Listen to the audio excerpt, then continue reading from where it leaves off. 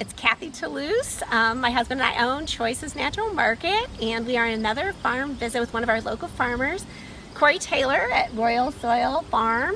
And I always love for us to just start out a little bit with our local farmer telling us a little bit about their journey.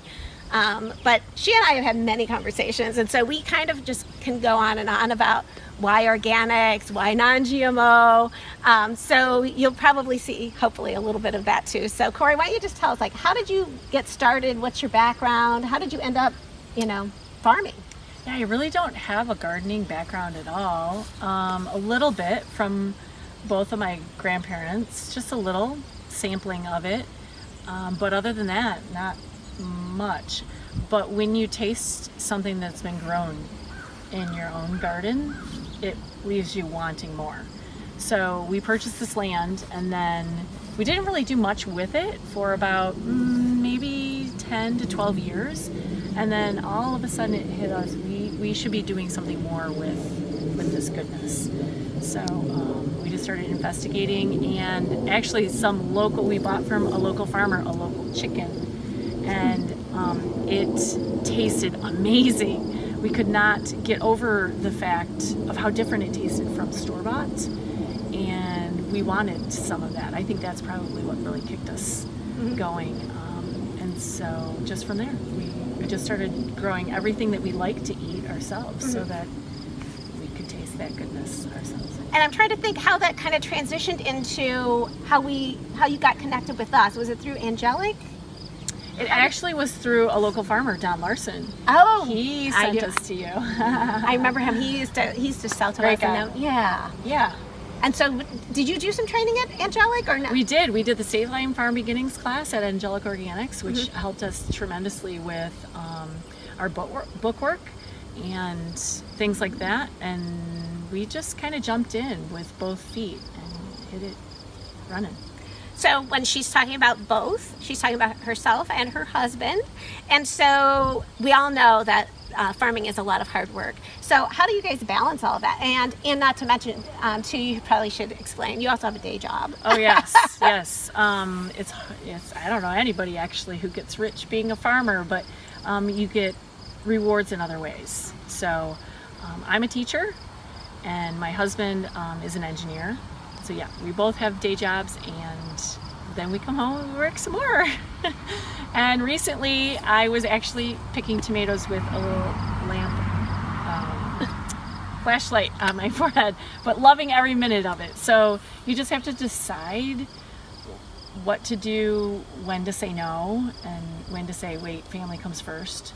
So those sorts of things. Like everybody, we all are trying to find a balance, right? And I always call Cori the Queen of Chard. She brings the best chard to Choices. So if you see it at our store looking amazing, that would be from her. And you and I have talked a little bit too about this whole the idea of genetically modified organisms and the passion about not having that in our food system. Can you just talk a little bit about your thoughts on that? Yeah, I think with going back to that original local chicken that we bought, it made both my husband Dave and I feel like we had a memory from when we were kids. And it was so strong in both of us that it made us question some of the other foods we were eating too. And then we just both started doing some research, and although there's science for both sides, I just really feel for myself and my family that we want to eat as real as possible. I don't want anything hindered or changed if I can get away with it. And so we do grow as much heirloom as we can. And Dave is an avid tomato eater, and he will tell you the heirloom outtastes any other tomato you can eat. So if you're looking for something that produces a lot, you might want to buy something that's GMO, because then you can spray the heck out of it and it will still produce 100 pounds of tomatoes or whatever. But we're not looking for quantity, we're looking for quality. So that's kind of why we stick with the GMO, non-GMO. Right, and I think that's also, anybody who's ever been to Choices, we're really proud of all the local that we bring in.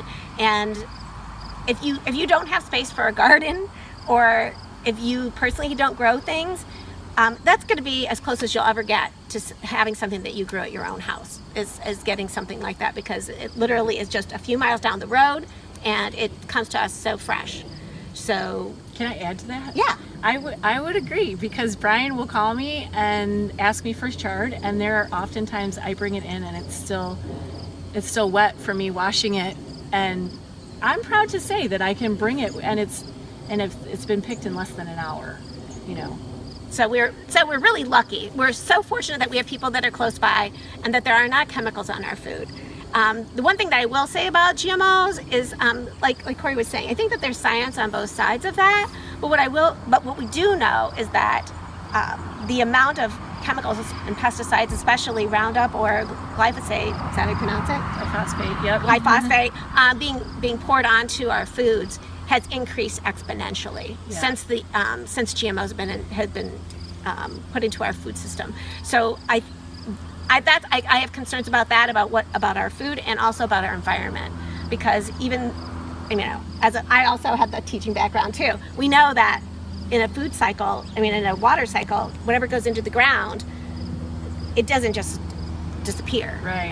It will be absorbed somewhere. It will be absorbed somewhere. And once it's absorbed into the vegetable, and then you eat it, then now it's absorbed into you. So yeah, we just don't want that. So we prefer to be non-GMO. Exactly. So, and I like to go out to my garden and I like to just pick something and eat it. I don't want to have to wash it if I don't want to.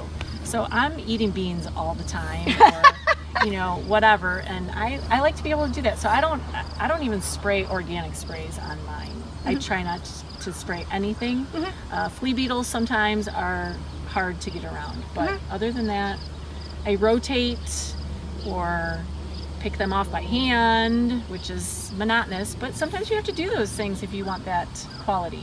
Right. So we're willing to do that. And we really appreciate all that hard work that goes into it.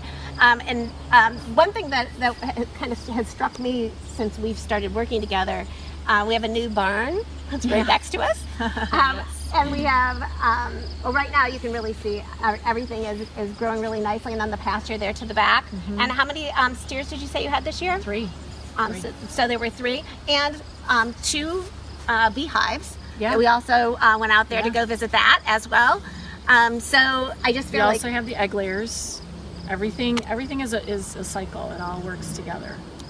Well, it is always great to be out here and to see there's always something new, and we're just really appreciative of the fact that you work so hard to bring it to us. So thanks, Cori. We appreciate your time tonight. Thank you very much.